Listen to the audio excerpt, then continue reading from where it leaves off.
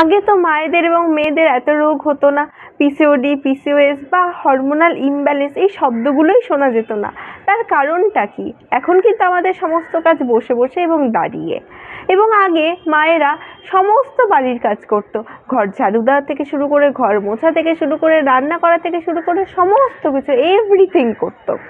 কিন্তু এখন আমরা দাঁড়িয়ে দাঁড়িয়ে গ্যাসে রান্না করি। আগে মায়েরা কি করে রান্না করতো? বসে বসে। ঠিক তাদের কিন্তু মলাসন হয়ে যেত। আমরা যেটা বলছি এখন মলাসন করো, জাতা ঘুরিয়ে ডাল ভাঙতো, তো সেখানে এক্সারসাইজ হয়ে যেত। প্রত্যেকটা জিনিসে কিন্তু এক্সারসাইজ হয়ে যেত। তাদের আলাদা করে আর এক্সারসাইজের কিন্তু কোনো রুটিন থাকতো না বা করতেও হতো না।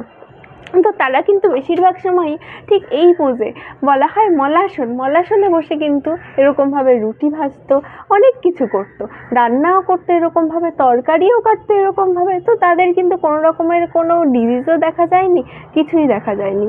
তাই আমরা এটা না করতে পারি, মলাসন তো করতে পারি।